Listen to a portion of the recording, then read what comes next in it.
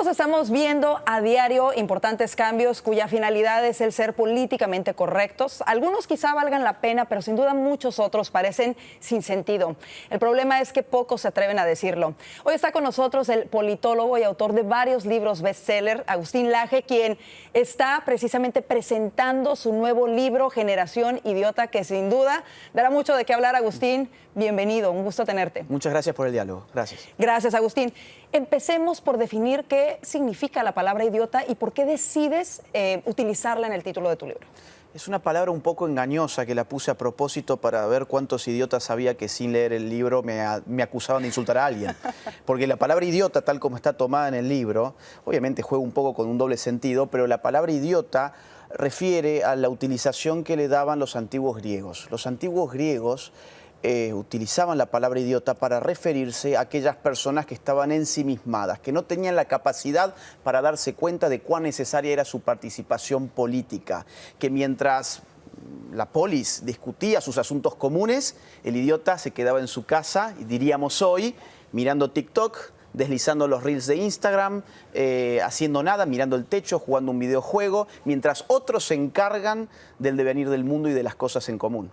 Ese era el idiota griego y de ese idiota, en cierta forma, hablo en el libro. Tú señalas también una diferencia muy importante de por qué el idiota griego de aquellos tiempos era quizá inofensivo, tenía poco impacto en lo que es en la sociedad. Sin embargo, eso ha cambiado muchísimo en gran parte a lo hiperconectados que estamos. Platícame un poco por qué consideras que estamos viviendo en una generación idiota. Bueno, las redes sociales son un factor de idiotización.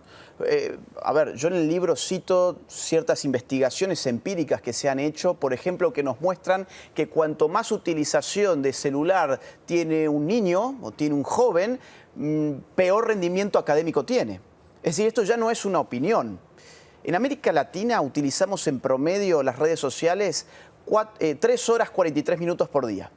Como 3 mínimo. horas Y me en parece promedio. poco, Y parece poco, sí. pero es media jornada laboral.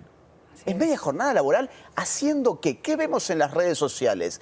Miramos perritos, gatitos, vemos la pornocracia del twerking, vemos los platos de los demás, lo que comen los demás. Ahora, cuando vos vas a ver, por ejemplo, qué ven en China, en TikTok, te vas a caer de la silla porque vas a ver cómo el algoritmo allí está programado de otra manera.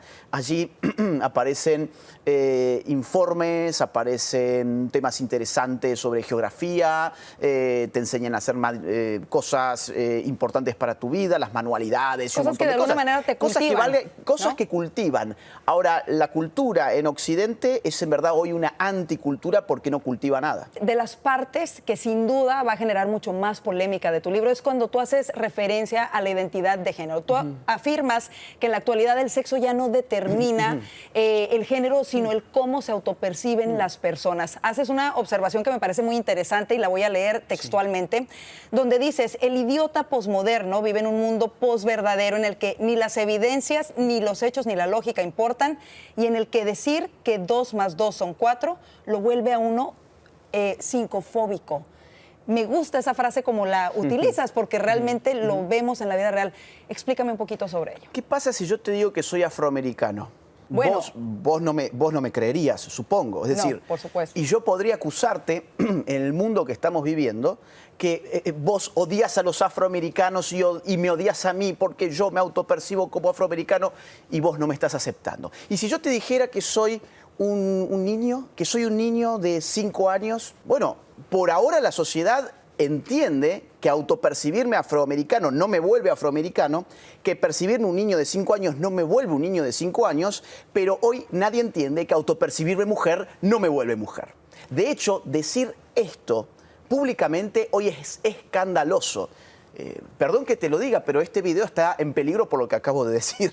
Las redes sociales están bloqueando sistemáticamente a cualquiera que diga que la autopercepción de género no determina ninguna realidad. Y es tan injusto el tema que imagínate vos un problema de la autoidentificación.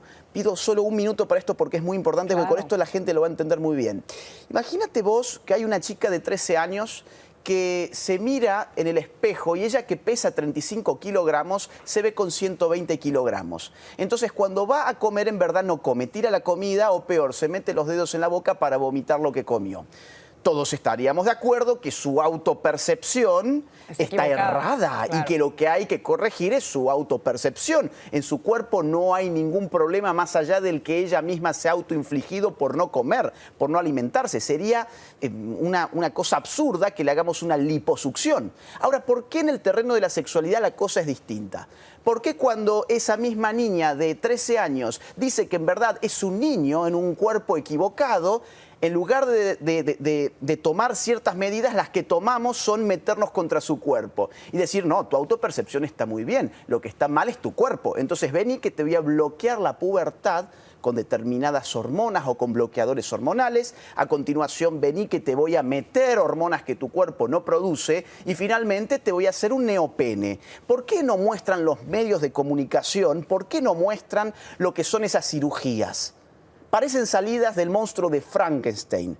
A las niñas, adolescentes, les están retirando la piel del antebrazo, nervios, músculos, determinado material del antebrazo para crear una cosa que le llaman neopene, que ni siquiera tiene ninguna función sexual. Y a eso le llaman cirugías de reasignación de sexo. Y que sobre todo, Agustín, a mí me parece, yo creo que más preocupante cuando se trata de menores de edad, ¿no? Que uno sabe que los menores de edad pueden querer ser una cosa el día de hoy y cuando crecen quieren ser otra completamente diferente, y que poco se habla, como dices tú, de las consecuencias de este tipo de tratamientos.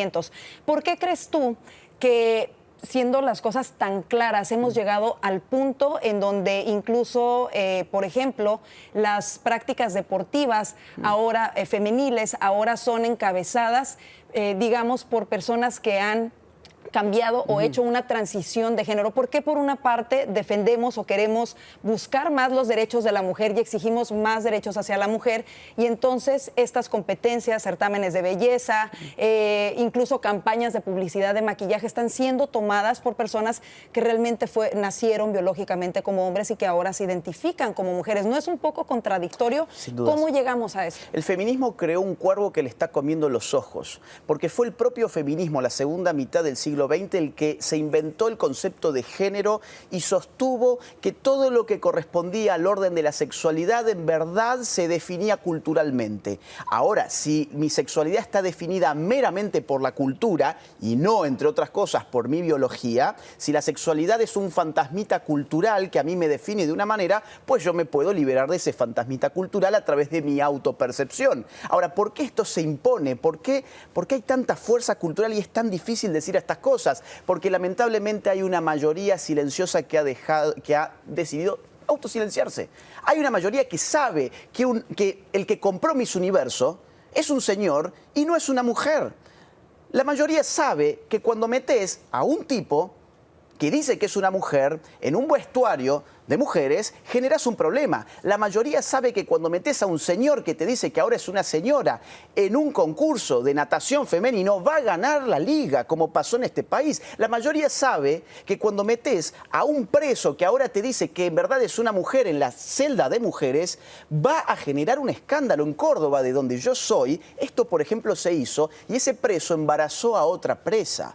Atacó a las presas después que la justicia lo condujo a la celda de presas simplemente porque él se autopercibía mujer. Entonces acá hay un gran problema, que es que las mayorías no estamos hablando y estamos bajo dictaduras ideológicas de minorías que están muy bien financiadas y que tienen mucho respaldo político. Ahora, Agustín, quiero decirte también, porque tú lo mencionas en tu libro, que en aras de la empatía, a veces hemos hecho a un lado el ser empáticos, digamos, por ejemplo, con personas que se autoperciben de una manera diferente o que tienen ciertas dificultades o ciertas preferencias que antes eran privadas y ahora se han convertido en públicas.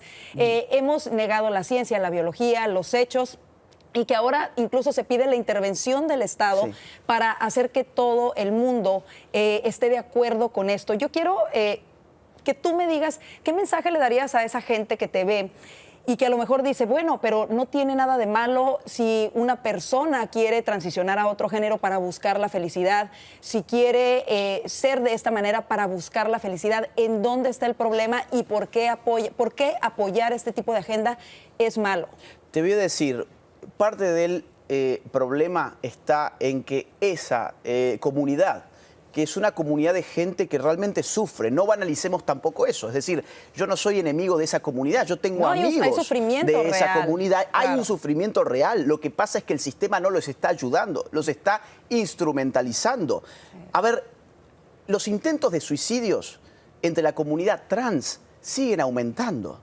Tristemente. ¿Y cuál es la respuesta? La respuesta es que los siguen oprimiendo. Mentira. Están en Hollywood, están en el mundo de la música, se lo celebra en Miss Universo, se lo celebra en todos los medios hegemónicos de masas, se lo celebra en todas las universidades, se lo celebra en la política, en Naciones Unidas. Los multimillonarios ponen desde sus fundaciones para esas comunidades y para esos lobbies dinero. ¿Qué más falta para que no estén oprimidos? ¿No será que en verdad los están instrumentalizando y esa gente, sus sufrimientos no se canalizan con hormonas y con cirugías? No, y es muy triste porque además se convierten de alguna manera en esclavos y en dependientes de las grandes farmacéuticas, que son las que salen ganando, y los procedimientos quirúrgicos de este tipo. Finalmente se nos acaba el tiempo.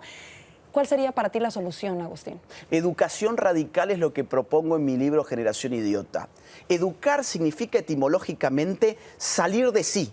Ser guiado para salir de sí. El idiota es el que se repliega en sí mismo. Una educación radical consiste en volver a asignaturas como la filosofía, la historia, la política. Volver a asignaturas que quizás no te dejan dinero, pero que nuestra mentalidad de los últimos años nos ha impuesto la idea de que solamente nos educamos para hacer dinero. Y así es como te idiotizaron.